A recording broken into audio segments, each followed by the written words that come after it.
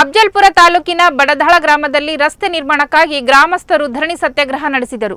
ಹಲವು ದಿನಗಳಿಂದ ಬಡದಾಳ ಗ್ರಾಮಕ್ಕೆ ಸಂಪರ್ಕ ಕಲ್ಪಿಸುವ ರಸ್ತೆ ಕಾಮಗಾರಿ ನೆನೆಗುದಿಗೆ ಬಿದ್ದಿದ್ದು ಜನರ ಪ್ರಯಾಣಕ್ಕೆ ಸಾಕಷ್ಟು ತೊಂದರೆ ಉಂಟಾಗುತ್ತಿದೆ. ಕೂಡಲೇ ರಸ್ತೆ ಕಾಮಗಾರಿ ಆರಂಭಿಸಬೇಕು ಎಂದು ಗ್ರಾಮಸ್ಥರು ಆಗ್ರಹಿಸಿದ್ದಾರೆ.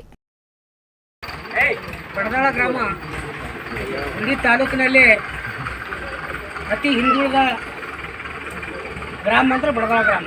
ಅದು ಸರ್ಕಾರದ ಯೋಜನೆಗಳನ್ನು ವಂಚಿತವಾಗಿರ್ತಕ್ಕಂಥ ಗ್ರಾಮ. ಉದಾಹರಣೆಗಾಗಿ 4 ರಸ್ತೆ ನೋಡಿರ್ಬೋದಲ್ಲ.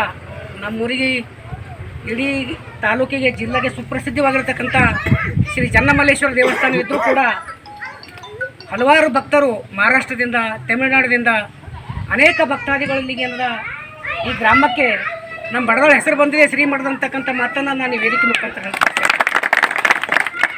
ಉದ್ದೇಶ ಬಿಫೋರ್ ಡಿಸೆಂಬರ್ ತಿಂಗಳಲ್ಲಿ ಸತತವಾಗಿ ಏನು ಊರಿನ ಪ್ರಮುಖರಾಗಿರ್ತಾರೆ ಭೀಮಾಶಂಕರಗೌಡ, ಈರಣಸಕ್ಕರು ಮತ್ತು ನಮ್ಮ ನಾಗಮಾಂತವರು, ಶಿವಶರಣವರು, ಅನೇಕ ಗ್ರಾಮದ ಹಿರಿಯರು ನಾವು ರೋಡನ್ನು ಕಿತ್ತದ ಬಳಕೆ ಯಾಕೆ ಕಿತ್ತಿರಿ, ಕಿತ್ತದ ಯಾಕ, ತೆಗೆದ್ರಿ ಯಾಕ ಅಂತ ಪ್ರಶ್ನೆ ಮಾಡೋಕೆ ಆಳೆಗೆ ಯಾರೂ ಬೆಂಬಲಕ್ಕಾಗಿ ನಿಂದಿರಲಿಲ್ಲ. ಬಂದು ಅದು ನನಗೆ ಭಾಳ ಖೇದ ಅನ್ನಿಸ್ತದೆ.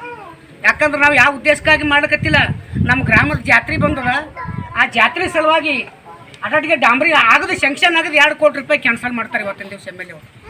ಇದು ಭಾಳ ಖಂಡನೀಯ ಆಗಿರ್ತಕ್ಕಂಥ ವಿಷಯ. ಆದ್ರೆ ಅಟ್ಟಕ್ಕೆ ಬಿಡಲಿಲ್ಲ. ನಾವು 1 ವಾರ ಹೋಗಲ್ಲ ಆ ಸಂಪರ್ಕದಾಗ ಅಧಿಕಾರಿಗಳಿಗೆ ನೋಡ್ರಿ ನಾವು ಗ್ರಾಮಸ್ಥರ ಮುತ್ತಿಗೆ ಹಾಕ್ತೇವೆ ಅಂದಾಗ ಮತ್ತೀಗ 4 ಕೋಟಿ ರೂಪಾಯಿ ಅನ್ನೋದ ಬಡದಾಳ ಟು ಬಡವ್ರಿಗೆ ಟು ನಂದರ್ಗಿ ಇದರಿಂದ 4 ಕೋಟಿ ರೂಪಾಯಿ ಶಂಕ್ಷನ್ ಆಗಿದೆ. ಆಲ್ರೆಡಿ ಟೆಂಡರ್ ಆಗ್ಯದ. ಇನ್ನು ಕೆಲವೇ ದಿನಗಳಲ್ಲಿ ಆ ಕೆಲಸ ಮಾಡಿದ್ರೆ ಸ್ವಾಗತ. ನಾನು ಎಮ್ ಎಲ್ ಎ ಮುಖಾಂತರ ನಾನು ಗ್ರಾಮಸ್ಥರ ಒತ್ತಡದಿಂದ ನಾನು ಸ್ವಾಗತ ಬಯಸ್ತೀನಿ.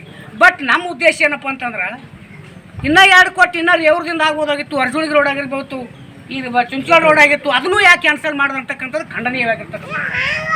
ರಾಜಕೀಯ ಬರ್ತಾ ಹೋಗ್ತಾರೆ ನಮ್ಮ ಊರಿಗೆ.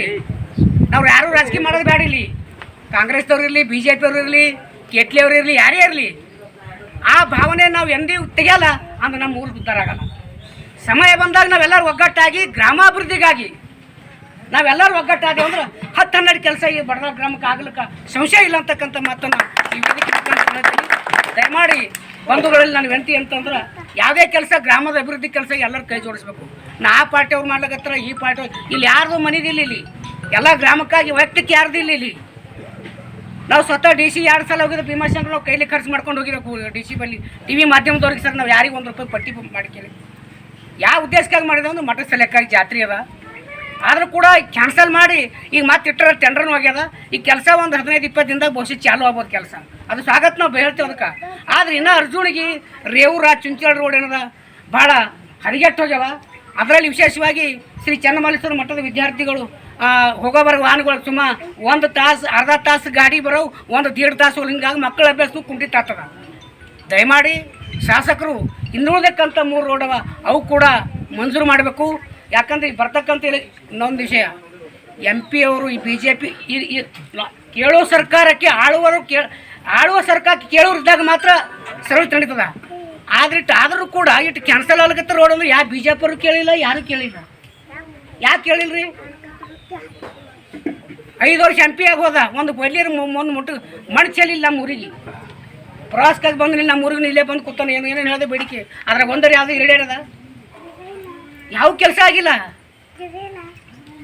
MP ಅವರು 2 ವರ್ಷದಿಂದ ಬಂದರೆ ಮಳೆ ಹೆಚ್ಚಾಗ್ಯದ ಅಂತೇಳಿ ನಮ್ಮ ಅರ್ಜಿ ನೋಡಿದಾಗ ನೀರು ಹೊತ್ತವತ್ತ ಅಲ್ಲಿ ಏನೋ ಬರ್ಕೊಂಡವ್ರು, ಅಲ್ಲಿ ಏನೂ ಮಾಡಲಿಲ್ಲ. ಇಂಥ ಅನೇಕ ಸಮಸ್ಯೆಗಳು ಯಾಕತ್ತ ಅಂದ್ರೆ ನಮ್ಮ ಚಿಮಣಿ ಬಿಡ್ಕೆ ನಮ್ಮ ಕತ್ಲಿ ಅದ. ಅವ್ರು ಮಾಡ್ಲಿಕ್ಕತ್ತೇರಿ, ಅವ್ರು KTL ಅವ್ರ ಹಿಂಗೆ ಯಾ KTL ಬೇಡ, BJP ಬೇಡ, ಕಾಂಗ್ರೆಸ್ ಬೇಡ. ನಮ್ಮ ಅಭಿವೃದ್ಧಿಗಾಗಿ, ನಮ್ಮ ಊರಿನ ಸೌಲಭ್ಯಕ್ಕಾಗಿ ನಾವೆಲ್ಲರೂ ಒಗ್ಗಟ್ಟಾಗಿ ಕೇಳಿದಾಗ ಯಾವ ಕೆಲಸ ಇದ್ರೂ ಕೂಡ ಆತವಂತಕ್ಕಂಥ